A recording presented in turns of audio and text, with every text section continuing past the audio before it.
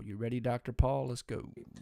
Another question for you. The NIH continues to refuse to voluntarily divulge the names of scientists who receive royalties and from which companies.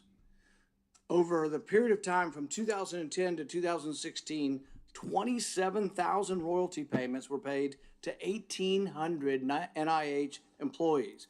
We know that not because you told us, but because we forced you to tell us through the Freedom of Information Act. And welcome to GAMcast for June the 17th, 2022.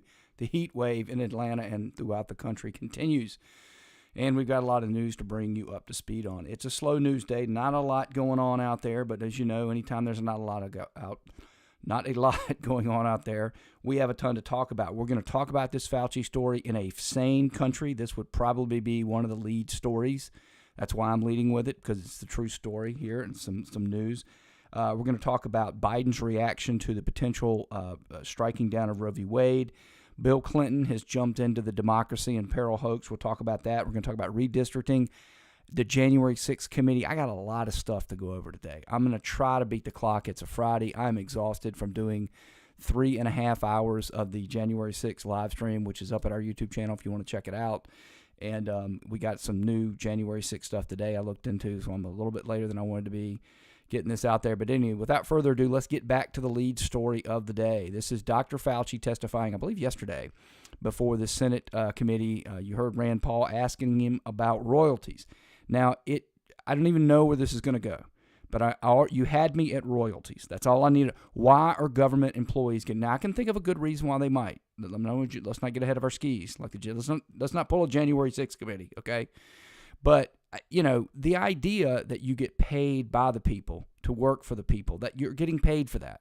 Now, I understand this argument that, well, if we want to get attractive people, and it's like a lot of arguments that we're going to hear today from the left.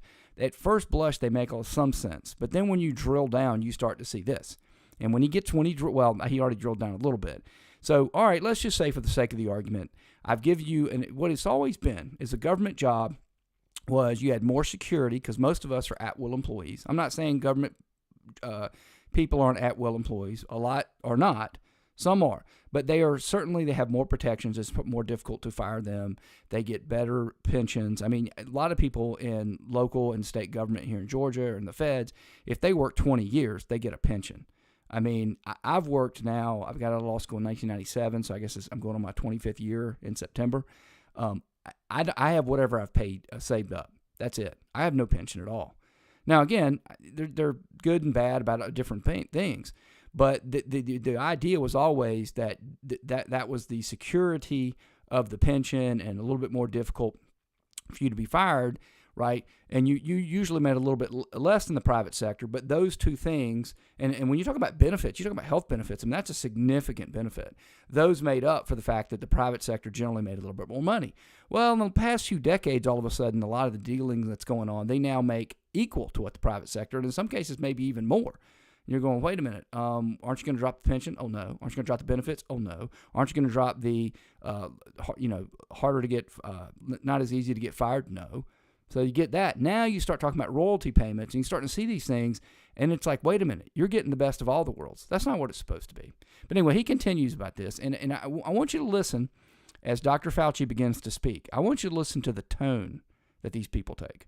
Right? Now, if I were his attorney and I was sitting there, I would coach him the night before, and I would whisper in his ear right now, right?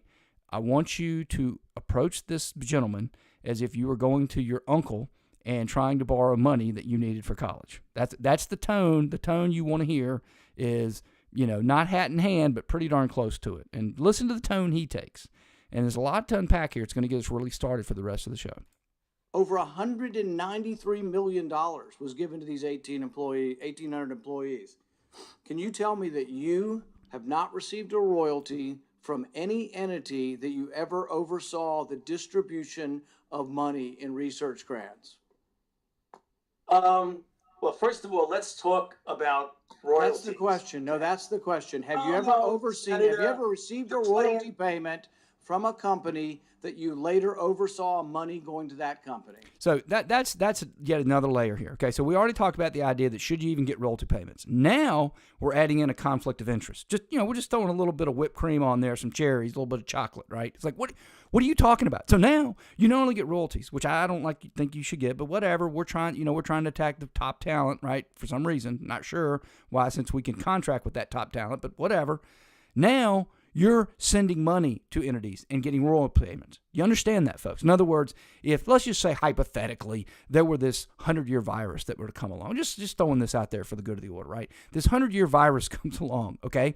And you're the director of the National Institutes of Health.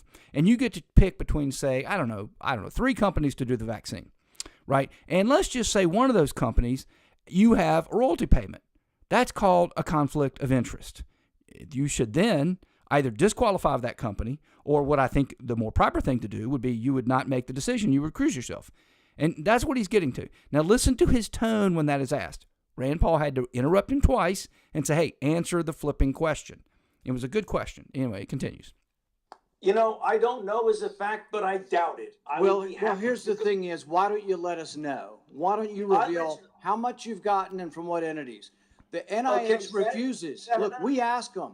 The NIH, we asked them whether or not, who got it and how much. They refused to tell us. They sent it redacted. Here's what I want to know. It's not just about you. Everybody on the vaccine committee, have any of them ever received money from the people who make vaccines? Can you tell me that? Can you tell me if anybody on the vaccine approval committees ever received any money from people who make the vaccines? Soundbite number 1, are you going to let me answer a question? Now, look, to be fair, I do think Rand Paul should have given him a little bit of a chance there. It's a delicate thing in a courtroom or Senate hearing room, whatever. It's a delicate balance. I generally think you ought to give the witness the floor more often than not. So I think Rand Paul needs to work on that. That being said, what's he throwing out this soundbite nonsense? Folks, this is not a joke. This is not a game. This is real life. This is our government. This should be a lead story. It's not being covered in most places. I'm covering it, and look at the way this got to. Not to mention, you know why the audio is so different from them? Because he can't even bring himself to travel down to the Senate chamber anymore.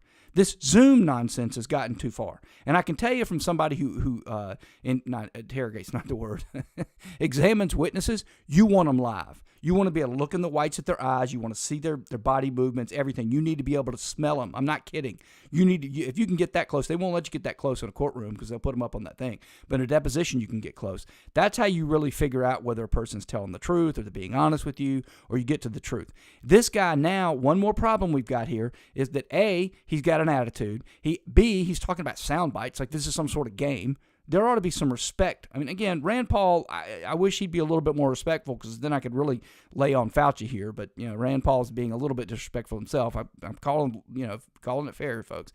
But this sort of I'm going to zoom in nonsense. I can't be bothered. I mean, he does at least have a tie on, thank God. But anyway, let's listen to the tone, listen to the answer.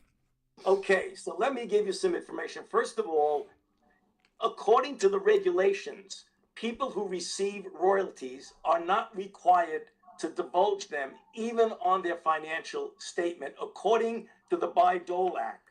Now, folks, what? Come again? Say that one more time. They're not required? See, again, these people are not very smart. Fauci raises that as a point. To me, that's a point against him, right? I mean, if you want to throw it in there as a little bit of a, a little bit of sauce, that's one thing. But he's leading with it. Hey, we don't have to tell you jack squat, according to the law. Well, that shouldn't be the law. And I think he made that pretty clear. They won't tell us, and they're redacting it. So, again, just a bad witness. But, folks, I want you to understand what you've just heard.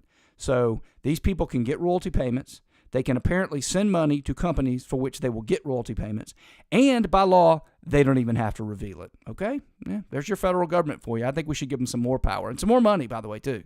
Let me write a check right now. Let me give you some example. From 2015 to 2020, the only royalties I have was my lab and I made a monoclonal antibody for use in vitro reagent that had nothing to do with patients. All right, we're done with him. He basically goes on to say that he didn't get a lot of money through royalties. So we know he's gotten a lot of money through other ways. But again, that should be a lead story out there. But you know the reason, one of the reasons it's not a lead story? Let's go to Gavin Newsom. Here's old Gavin. If you're watching us on YouTube, you can see it. If not, you can just hear it. Here's Gavin Newsom. Now, this is the governor of California. Okay, he survived a recall. He's running for re-election. He comfortably got the Democrat nomination.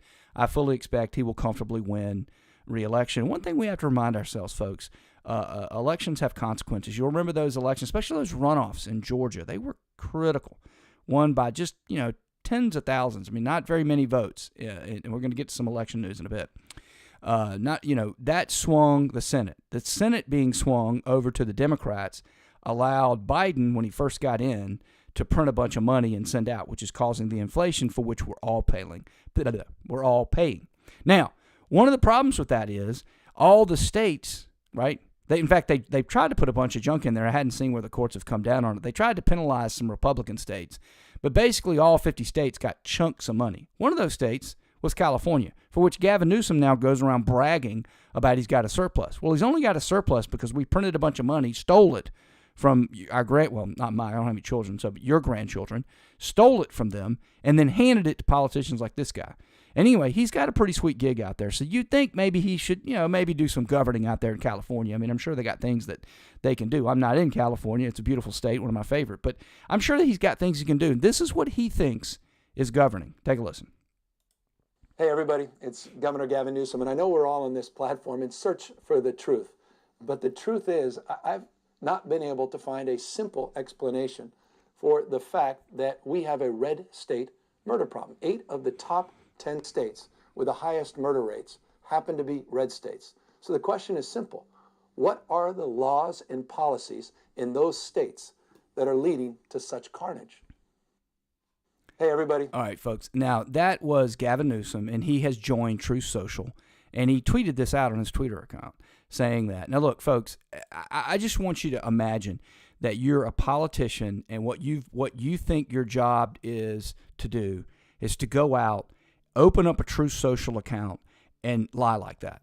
I mean, just explain to me how that helps the citizens of California, right? And according to him, they're not one of the top 10, so I don't really what's he doing here? Again, that's governance for these people. That's what the left is all about. And again, I've told you time and time again, in the old days, we would just see that and we would mock it and we would laugh at it and like, Gavin Newsom doesn't know what he's talking about. It doesn't make any sense. I mean, I don't know, Gavin, let me just give you one simple potential thing is who runs the cities where those murders are happening, right? So a perfect example, I mean, it's easy for me to debunk it because I live in Georgia, the free state of Georgia during COVID. But let me tell you something. You could be as free as you wanted in the rest of Georgia, but in Atlanta, run by Democrats, you was wearing a mask. Everywhere you went, we had mask mandates, okay? Didn't have them in Georgia, but had them for there. So, again, we all know that most of the murder rates are all in the cities. We know they're trying to do a little experiment.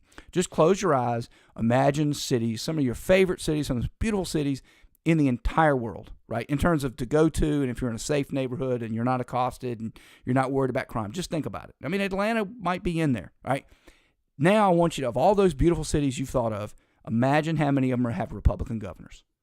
It's going to be less than 10%, folks. So what happens is you can be a free state, right? And then within the state, every city, in fact, I think every city in Atlanta or in Georgia, rather, went for Biden, and quite substantially so. But anyway, so that's one simple solution. Another simple solution, Governor Newsom, is that number rotates. So I went and looked it up, and the article upon which he's relying goes on the last year. But if you went back to the prior year, you found that it was about 50-50. So, again, but again, this is my point. This is the kind of thing we used to laugh at, mock, debunk.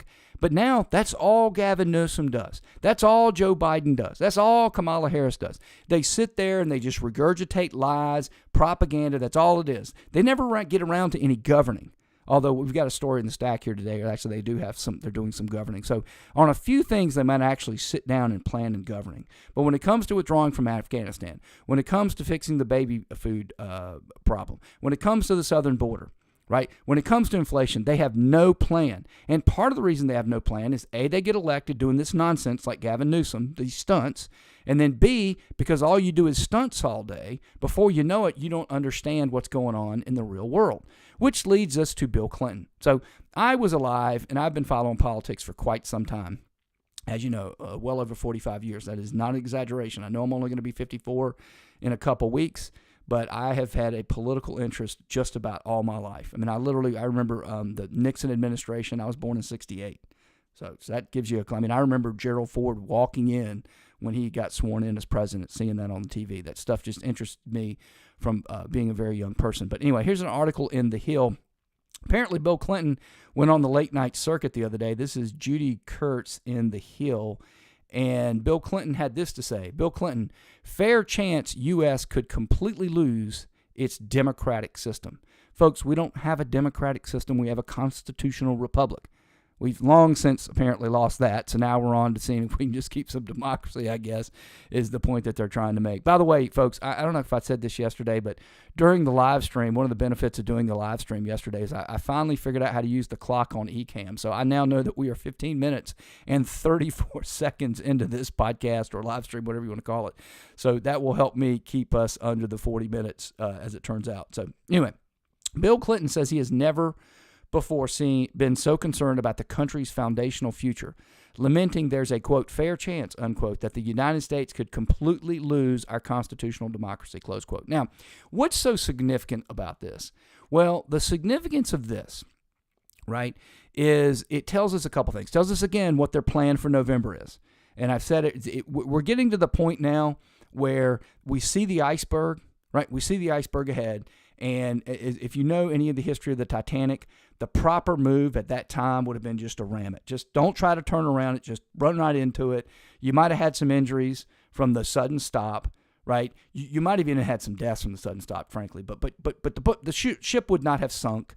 Okay, it wouldn't have sunk. And, a lot more people would have survived, if not everybody would have survived. Now, of course, problem first time the Titanic had ever been out there. It's the biggest boat anybody had ever, captained. The captain didn't think, hey, well, normally I could get around this thing. Well, yeah, this is the biggest boat ever made. Heaviest, it didn't turn as fast. It's a big boat. Long story short. So we see now at this point, the Democrats, I think they still have a point of question. They could either ram the iceberg or they can try to turn around it. And we all know the problem with turning it around as it turned is that the beautiful thing, and Ernest Hemingway once said, the most beautiful thing about an iceberg is that 90% of it is beneath the surface, right? And so that's the problem with trying to turn around that iceberg is, you missed the part at the top, but the part on the bottom, 90% of it, ripped the hull of the ship nearly 60% down it. And it wasn't built to sustain that much water, right? The idea was they had a bunch of compartments, and if you had a hole somewhere, well, you just close the compartment, and 1/100th of the ship isn't going to sink it. But when you get 60% of it taken on water because the thing ripped it all the way down the side, you're toast. So the Democrats, I don't think they're to the point now where they're definitely going to sink because they're trying to turn around the iceberg. I think they could still ram it. And I mean that almost literally because they're going to take on some damage. I mean, I'm not saying they can keep the House. I think they could probably absolutely still keep the Senate. No question about that. And they might even keep the House, but they need to change the messaging. But they're not. So trust me, folks, these people, they all have a hive mind. Bill Clinton didn't just get a wild hair out there and decide he's going to go on the shows and say whatever he wanted to say. It was cleared through all the different people, and they're bringing him out because he still has a lot of cachet in the Democrat Party.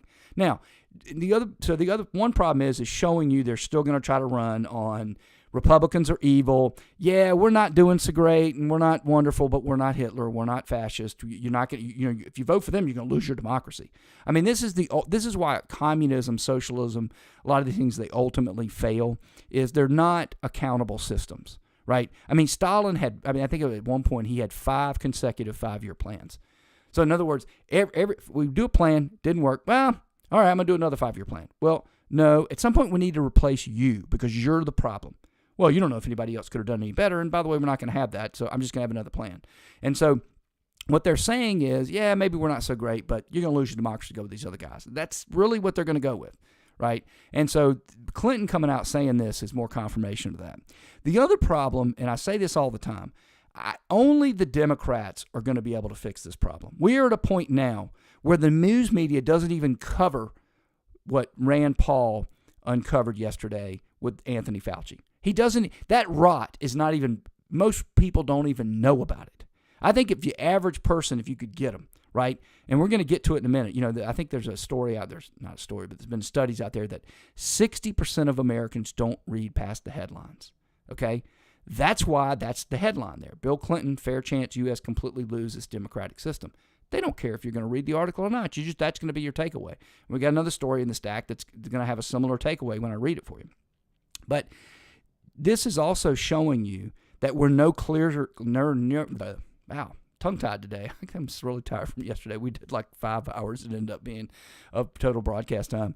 But we're no closer to Democrats checking the Democrats, which is going to have to happen. Now, we did see yesterday that CNN seems to be reeling it back in a little bit. That's a good sign. But we need some big-time Democrats. Like former President Clinton would be beautiful to get him, but it looks like we're not going to get it. So anyway, I'm not going to spend any more time with that. That's really the big takeaway if you hear that point. And again, folks, we're not losing our democracy, and if we are, it's only because they're stealing it, right?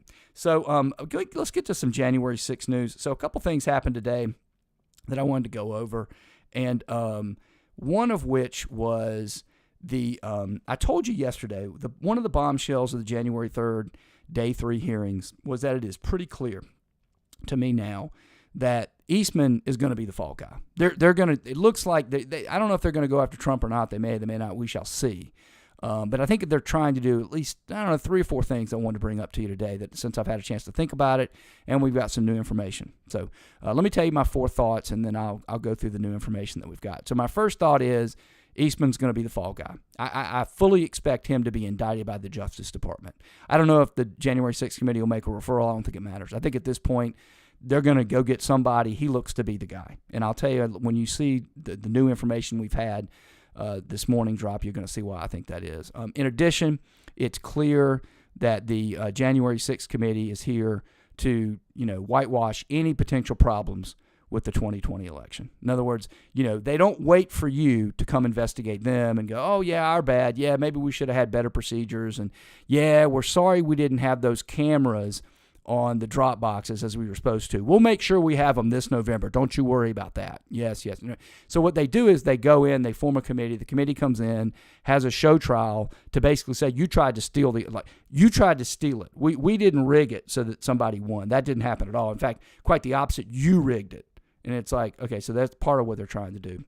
They're also trying to gin up public opinion. So after the hearing ended, I think we ended yesterday around 3:30 or so, you started to see, and again, they literally write the stories before things have ended. So you started to see the Twitter sphere light up, and everybody was, of course, oh my God, bombshell evidence. There was only one bombshell that really came out, and that was what I'm going to get to later about Jacob talking about Eastman saying even he didn't believe the Electoral College Act permitted what he was trying to do, which it is a bombshell. I mean, it is. I mean, it's new information we didn't have.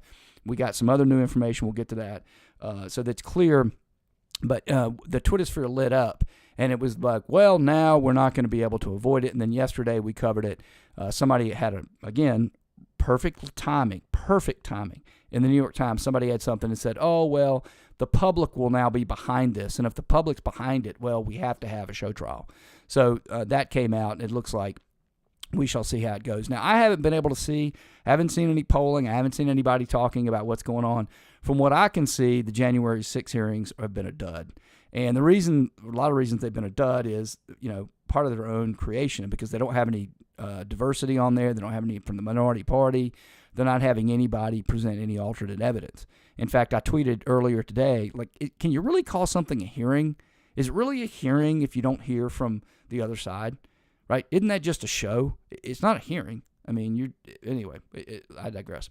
So here's what came out today. We got a couple of memos. Now, yesterday during the coverage, several times they mentioned a couple of memos. And I asked, are you going to release the memos? Are you going to release the memos? Well, it turns out, believe it or not, folks, do you believe that the January 6th committee actually had leaked one of those memos to Politico?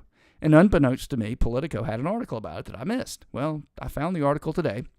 So in addition to the fact that they're doing this in secret, in addition to the fact that they won't give the evidence to everyone, in addition to the fact that they're having a show trial where they're picking and choosing what they're going to show you, they also are engaging in the felony of leaking classified information given to the committee to newspaper outlets that are friendly to them, because that is the way the situation works. Now, we're long past the sense of having a democratic republic, so, it is what it is, right? I mean, people just don't care about the law anymore. And so you get more of it, right? Anyway, but these memos to me, came up with a couple things that are, to me, sort of bombshells. So I actually have the wrong one up here. So the first one was from the Office of the Vice President, informational memorandum to Vice President Pence, Office of the Vice President Legal. Now, that was headed by Greg Jacob, but he did not sign this particular memorandum. It was drafted on January 1st, 2021, so 5 days before the January 6th certification. I'm going to read a little bit of this. We're going to go over some of the election results, and I want you to understand what I said yesterday and is going on here. One is you got the 50% of the people or whatever that voted for Biden. They couldn't care less. You could literally show them absolute video proof of fraud. They don't care. That's the way they operate. That's the way they roll. They got their guy. They don't care. Then there's the other 50%, let's say, maybe let's just say 49.5, whatever it was, doesn't matter. And let's just set aside any, election F word. Let's just set that aside. Those people, you got a lot of us like, hey, I want to get to the bottom of this. I want to see what happened. If something happened, let's correct it. Let's fix it. Let's get to the bottom of it, right? But I want you to understand that that group of people also has a significant group of people that I would put in the Pence wing, right? And in the Judge Michael Ludig wing, and in the Greg Jacob wing. And that wing, they're like, yeah, let's not worry about it. It's too controversial.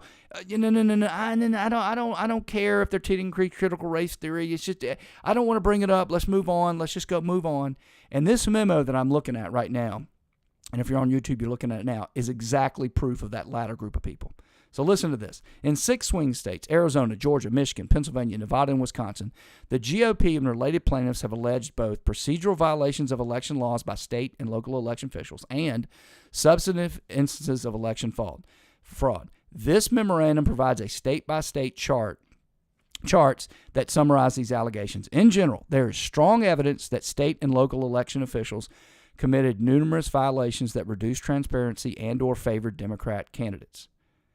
There is strong evidence that state and local election officials committed numerous procedural violations that reduced transparency and or favored Democrat candidates.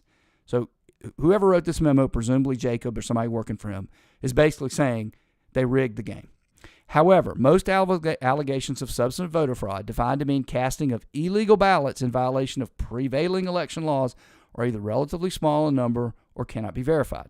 So what they're saying is, yeah, they absolutely rigged the system to favor the Democrats, but the outright illegal fraud, we don't see a lot of evidence of that. It can't be verified, right?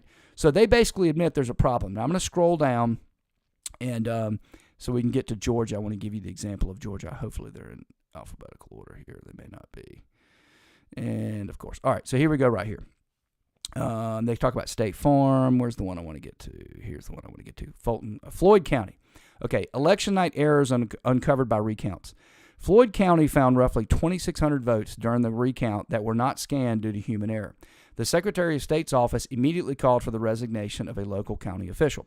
During the recount, 3 other counties discovered a total of more than 3,300 uncounted votes on memory cards. Combined, these uncounted votes added a net 1,400 to the Trump-Pence total. When the Secretary of State was confronted with these errors in the election system, he chose to minimize or deflect blame. Now, I could go through this whole thing. I don't have time for it this show. I may do a live stream on it later about this particular issue. But I just want you to understand, that's one small, not terribly small, but reasonably small county, 1,400 vote swing to Trump-Pence. And you heard the Secretary of State didn't worry so much about it. So let's go over and re-look at the 2020 election, okay? Biden won Arizona by 10,457 votes. He won Georgia by 12,670 votes. Okay, he won Michigan by 154,000. He won Nevada by 33,000. He won Michigan by 20,000, and he won Pennsylvania. Why am I not able to see that? Pennsylvania by 81,000 votes. Okay, now folks, I want you to understand how this works. And when you go back to this memo, right? And that's not the right memo. That's the right memo. You go back to this memo. Those are the states, the 3 that, let's just take, for example, Arizona, Georgia, and Wisconsin, right, where the margins were 10, 10, and 20. I mean, we're talking about one small county, 1,400 votes. Nobody ever went back and thoroughly went through all these votes and checked into all this stuff, even though this memo for Vice President Pence appears to believe that there might have been some shenanigans. And I want you to understand how this works. I looked it up. Arizona is 11 electoral votes. Georgia is 16 electoral votes. Wisconsin is 10 electoral votes. Again, 10, 10, and 20,000. Not a lot. If those flip, that gives Trump-Pence another 37 votes. You know what that means their total is? Well, they go from 232 to 269. Biden goes from 306 to 269. It's tied in the Electoral College. Goes to the House of Representatives. Guess who your president is right now? Trump-Pence. And guess where your gas prices would be? And guess where the stock market would be? And guess who wouldn't have been bailed out so you can spend time on True Social? Anyway, so you have to understand, when I put this together and I was just doing the research on these memos, it reminded me that you have to understand when you're looking at people, it's a little different. It reminded me of an old Dave Chappelle bit where he used to say that when celebrities are put on trial, he never thinks they're guilty, especially if they're black. And it sounded something like this. Are you aware of the charges that Michael Jackson is currently facing? Yes, sir.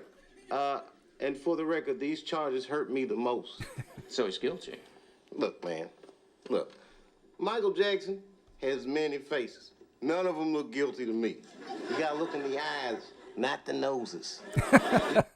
You got to look in the eyes, not the noses, folks. When you look at these rhinos, again, I know what they tried to do yesterday. They're trying to cover up for what happened. Nobody ever looked back, right? And then it really was them trying to steal it. But I want you to understand the person that drafted that memo, okay, and basically laid all that out, they understand that they'd been had. They know it. You can just look at the memo. You've been had. But no, we've been had. We're just gonna move on. And I want you to understand that. It is what it is. There's no way to do anything at this point other than move towards 2024 and 2022, as the case may be. But I want you to never forget that the Democrats never do this. Do you think, and I know I'm preaching to the crowd here, or the choir, but not one single solitary, if this had been flipped, if Trump had done something to rig votes to go his way and had carried it by 10, 10, and 20, you know darn well they'd be opening up every desk, every place, everything, every lawsuit. We'd still be talking about the election, right, if that had happened.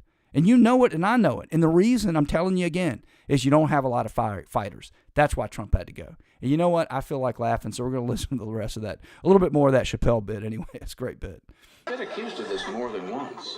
So, some people say the cucumbers taste better pickled. What? Huh? What? What if I told you that the accusers correctly described Michael's penis to investigators? Sir, I have never seen Michael's alleged penis, but I bet you that I could describe it. All right, let me guess.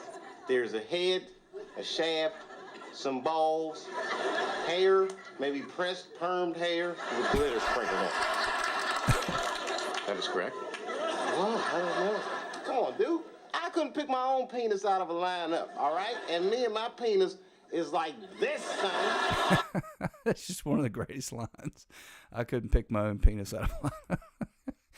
Anyway, so the Biden administration, 2 more stories, and then we're going to be done, and we're going to beat the clock easily today. We may even have a couple of minutes to spare. So, as I said, the Biden administration, they can't seem to plan for anything, but God only knows, killing babies appears to be something they can plan for. So, bracing for the end, this is from the New York Times. Again, we go to left-wing sources here at the Great American Mill.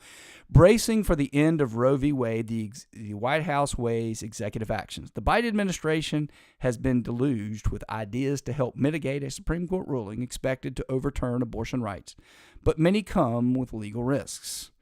President Biden's top aides are weighing whether they can or should take a series of executive actions to help women in Republican-controlled states obtain abortions if the Supreme Court eliminates a woman's right to end her pregnancy, according to senior administration officials. Now, folks, I want you to understand what this is. So you got 50 states. And, of course, the left is saying approximately 25 will put some restriction on abortion. I don't believe that, but whatever. Restriction they don't like. So we don't know what it's going to end up being. Now, even if you're in that state, you are free in America to go anywhere you want to go get it from another state. So, we know how it works, right? But they don't want that to happen. They want to have a top-down federal way to control everything, right? I mean, all these gun laws is, again, They're expanding of the red laws, the boyfriend exception, which was, I can't wrap my head around that. But, this is just a way for them to control things from Washington, which puts it in the hands of fewer people, right? So anyway, some of the ideas under consideration include declaring a national public health emergency. That's I wonder if there's a word that the Democrats love more than emergency these days. Rendering the Justice Department to fight any attempt by states to criminalize travel for the purpose of attaining abortion, and asserting that the Food and Drug Administration regulations granting approval to abortion medications preempt any state bans, the official said. So we're going to weaponize an agency accountable to no one other than, of course, the Democrats, right? And or we're going to get the Justice Department and weaponize that to go after it. So you understand, right? There's no more federalism with these people. Like, if you don't like the way the laws are in a state, you are free. Pick up and go to another state or travel to another state and do it. But no. They're not going to have that, right? They're going to try to control the states anyway. You can go and check this out if you want. But the main point I wanted to make out here, there's some crazy proposals in here. But one of the craziest is buried down near the end of the article here. Oh, come on. Where is it? Well, anyway, I thought I had it. No, I didn't. It was right after Tribe. Where's Lawrence Tribe? There's Lawrence Tribe. It's not there. There we go. All right. But administration officials see other suggestions as extremely risky. So you got those. Those aren't risky. Weaponizing the DOJ and the FDA, that's not risky, right? One calls for Mr. Biden to invite abortion doctors to work at federal enclaves, like military bases inside states that criminalize abortion.